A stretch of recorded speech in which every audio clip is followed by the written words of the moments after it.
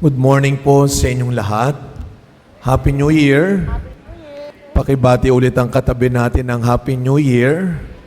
And mas malakas sa palakpak para kay Lord sa bagong taon na ito.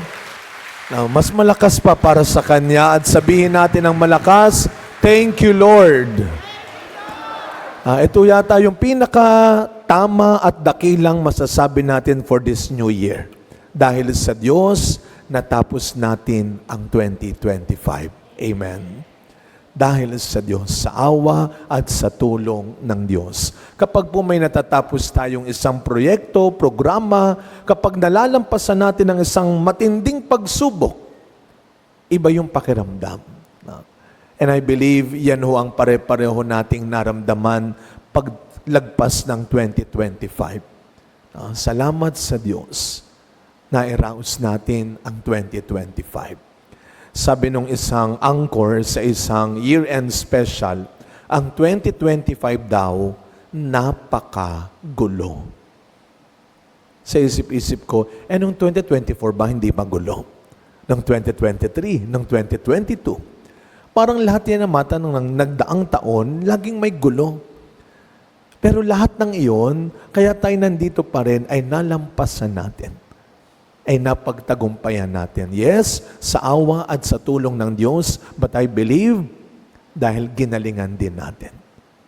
Dahil tinibayan din natin. So para sa inyong lahat na nakalampas, good works sa inyo. Congratulations din sa bawat isa, dahil sa lahat ng pagsisikap, pagtitiis na ating ginawa ng mga nagdaang taon. And kung ang sabi natin dahil sa Diyos, natapos ang 2025, ngayon, para sa Diyos, mas ayusin natin ang 2026.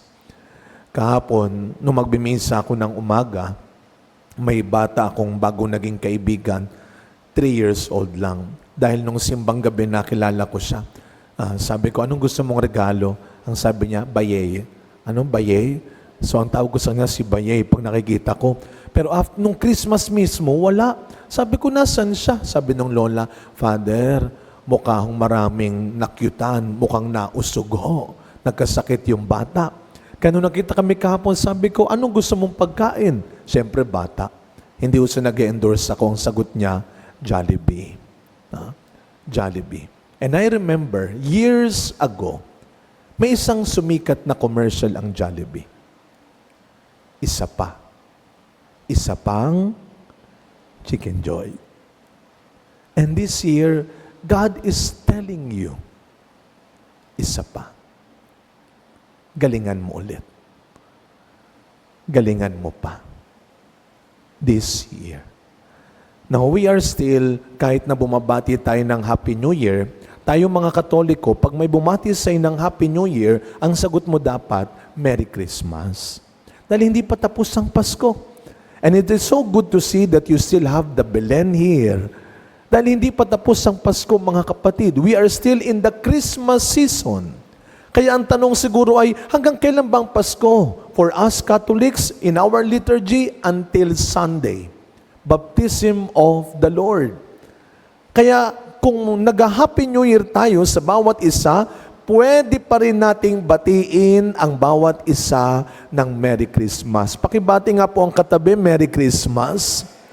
At dahil sinabi ni Father Hans, sabi ni Father Hans, Pasko pa rin daw. Kaya pag sinabi niyong Merry Christmas, ang kasunod niyan, Merry Christmas. Pwede pa tayong mangningil ng Christmas gift sa mga nagmaang-maangan at nagtagu-taguan. Pwede pa tayo humingi ng Christmas gift. We still have some more days to celebrate the gift of Christmas. And what is the greatest message of Christmas? The light of Christ. Kaya kahapon, ano ang celebration natin? The solemnity of the Epiphany of the Lord. Epiphany from the Greek word to manifest, to reveal, ang magpakita.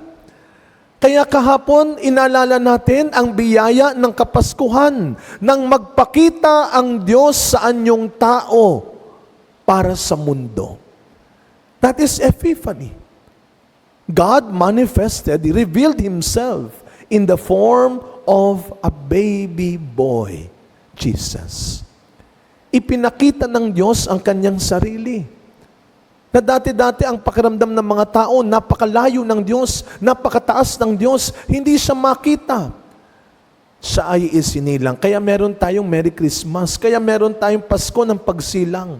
Dahil may Diyos na nagkatawang tao, na nabuhay kasama natin, katulad natin, maliban sa kasalanan. Kaya ang ganda ng ating gospel ngayon, the people who sit in darkness have seen a great light. Ang tao o ang bayang matagal nang nabubuhay sa kadiliman ay nakakita ng liwanag. Pag sinabi natin nakakita ka ng liwanag, ay sa wakas, may nakikita akong pag-asa. So ang sabi nung angkor, ang gulo-gulo daw ng 2025, you think itong 2026, wala nang gulo? Kung magre-real talk tayo, mukhang hindi naman mangyayari yon. Pero hindi ka dapat mawala ng pag-asa. Hindi ka dapat panghinaan ng loob.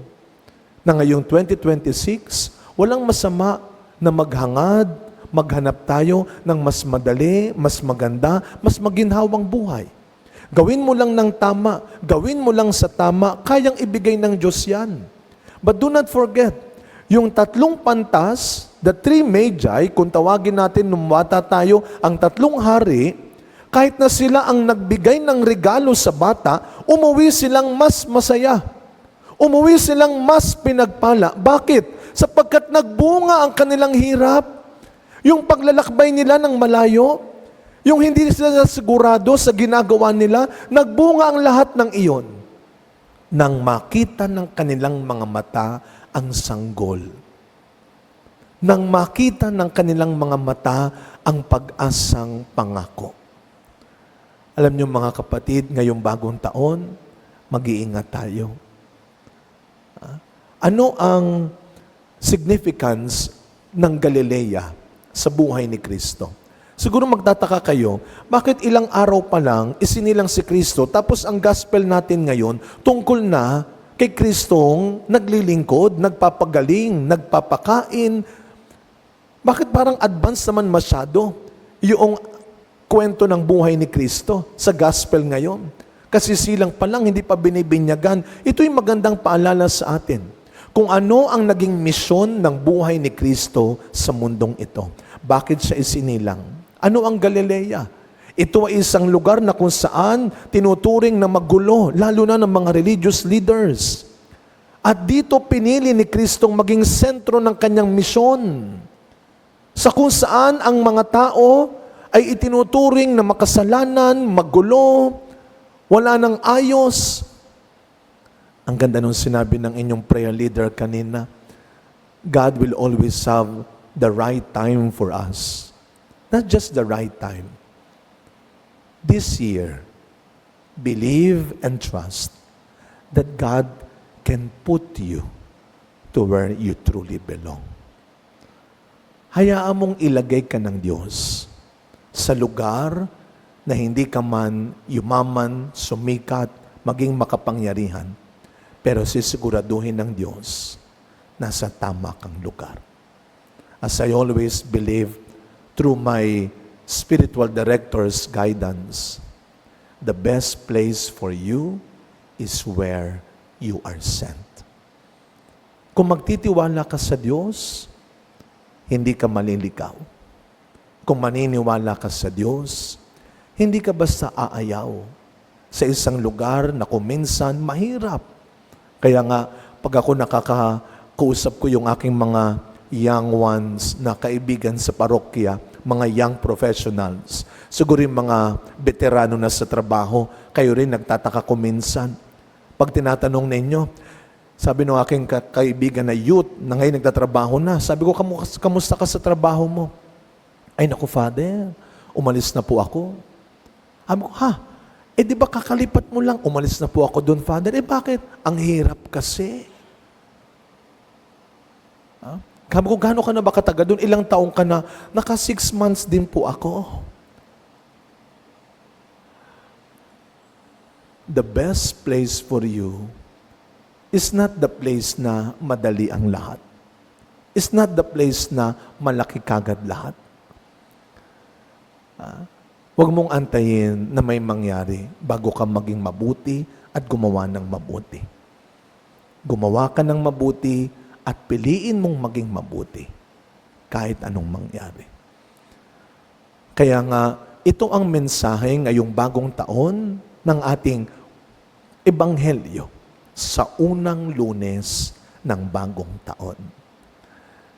Always pray, ask the Lord to guide you and to lead you. Hindi sa lugar na pinupuntahan ng lahat. Kasi kung minsan, sabi nga ng isang libro, take the road less traveled. Take the road less traveled. Hindi naman nangako si Kristo na ang daan patungong kaginhawaan, na ang daan patungo sa kaligtasan ay magiging madali. Siya mismo ang nagsabi. Mas mainam pa ang kamelyong dumaan sa butas ng karayom kaysa sa mayaman. Sapagkat ang daan patungong kaligtasan, ang daan patungong kaginhawaan ayon sa mata ng Diyos ay ang daan na tinahak ni Kristo. And there is no other way but the way of the cross. But do not forget, sa pagsisimula pa lang ng taon na ito, ihanda mo ang sarili mo. Hindi lamang sa mga pagsubok na haharapin mo. Hindi tayo sigurado kung nagiging mas less ang gulo, ang hirap sa taon na ito. But one thing for sure, kung tutularan natin ang tatlong pantas na ang kanilang sinundan at nakita ay hindi na ang tala, kundi ang bata sa sabsaban. Anuman ang ipakita sa iyo ng mundong ito, anuman ang iharap sa iyo ng mga tao, huwag mong tatanggalin ang tingin at paningin mo sa buhay ni Kristo. With God, you have everything. And with God, you are everything. Ngayong bagong taon, mga kapatid, magpasalamat tayo sa Diyos. Huwag lang natin talikuran at iwan ang 2025. Pasalamat sa lahat ng ipinakitang aral ng nagdaang taon. At ngayong bagong taon, sa tulong, gabay at awa ng Diyos, mas ayusin natin. Binibigyan pa tayo ng Diyos ng isa pa. Isa pang bagong taon, isa pang bagong pagkakataon.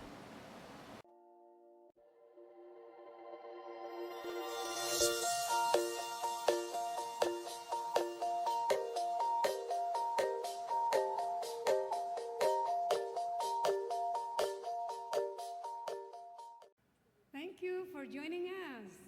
View our past broadcast on the St. Peter Community YouTube channel and St. Peter Community Facebook page. Don't forget to like, to share, to subscribe, and hit the bell so you can be notified on our upcoming activities. Maraming salamat po at laging tandaan, unay